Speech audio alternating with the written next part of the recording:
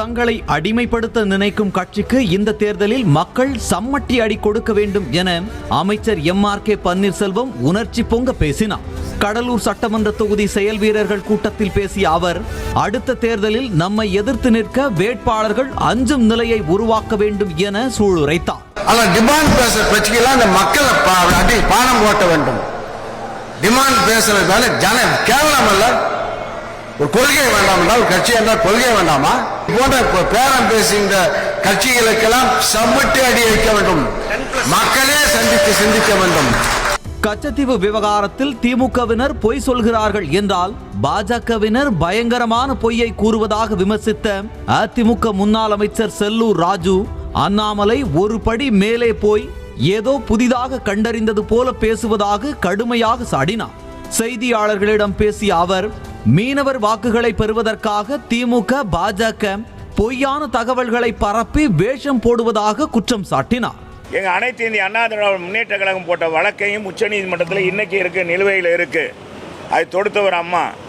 ஆக இதையெல்லாம் மறைத்து என்னமோ புதிதாக தேர்தலுக்காக இவங்க திமுக பொய் சொல்றாங்க அப்படின்னா, பாரதிய ஜனதா பயங்கரமான பொய்யை சொல்றாங்க. நம்முடைய அண்ணாமலை ஒருபடி மேலே போய் ஏதோ புதிதாக கண்டுபிடிச்ச மாதிரி சொல்றார். மக்களால் தேர்ந்தெடுக்கப்பட்ட எம்பியை காணவில்லை என போஸ்டர்கள் ஒட்டப்பட்ட தொகுதி என்றால் அது காஞ்சிபுரம் தொகுதிதான் என திமுக வேட்பாளர் செல்வம் குறித்து அதிமுக முன்னாள் அமைச்சர் வளர்மதி கடுமையாக சாடினார். தனது பரப்புரையில் பேசிய அவர், கூப்பிட்ட குரலுக்கு ஓடி வந்து மக்கள் சேவையாற்றக்கூடியவர்தான் அதிமுக வேட்பாளர் பெரும்பாக்கம் ராஜசேகர் என்றார். மக்களால் தேர்ந்தெடுக்கப்பட்டு வெற்றி பெற்ற ஒரு நாடாளுமன்ற உறுப்பினரை காணவில்லை என்று போஸ்ட் போட்டிருக்கக்கூடிய நாடாளுமன்றம் இந்த காஞ்சிபுரம் நாடாளுமன்றம் தான். தென்காசி தொகுதி வேட்பாளர்களிலேயே விவரமானவர் கிருஷ்ணசாமி தான் என்றும் அவருக்கு தான் எம்பியாக தகுதி உள்ளதாகவும் அதிமுக முன்னாள் அமைச்சர் ராஜேந்திர பாலாஜி தெரிவித்தார். வேட்பாளர் அறிமுக கூட்டத்தில் பேசிய அவர், சமுதாய போராளியாக அரசியலில் அடியெடுத்து வைத்தவர் கிருஷ்ணசாமி என்றும் எந்த சமுதாயம் பாதிக்கப்பட்டாலும் குரல் கொடுப்பவர் என்றும் புகழாரம் சூட்டினார். அன்பு சகோதரர் டாக்டர் கிருஷ்ணசாமி அவர்கள்தான் இங்கே போட்டியிடக்கூடிய வேட்பாளர்களே விவரம் தெரிந்தவர், விஷயம் தெரிந்தவர், பாராளுமன்றத்தில் பேசக்கூடிய தகுதி நிறைந்தவர், பாராளுமன்ற உறுப்பினர், நாடாளுமன்ற உறுப்பினர் என்ற தகுதிக்கு உரிமையானவர், தகுதியானவர்.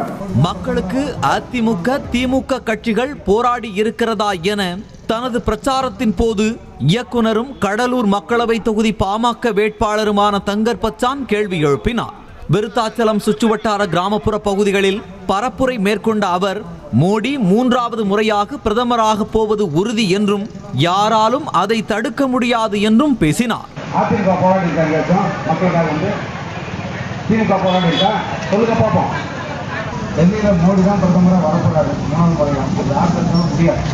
பாசிஸ்ட் மனநிலையில் உள்ள பாஜகவின் அடக்குமுறையை முறியடிக்க கம்யூனிஸ்ட் வேட்பாளரை ஆதரிக்குமாறு நடிகை ரோகிணி வாக்காளர்களிடம் கேட்டுக்கொண்டார். மதுரை தெற்கு வாசல் பகுதியில் திமுக கூட்டணியின் இந்திய கம்யூனிஸ்ட் வேட்பாளர் சு வெங்கடேசனுடன் அவர் வாக்கு சேகரித்த போது மாடியில் இருந்தவாறு மலர்களை தூவி பொதுமக்கள் வரவேற்பு அளித்தனர்.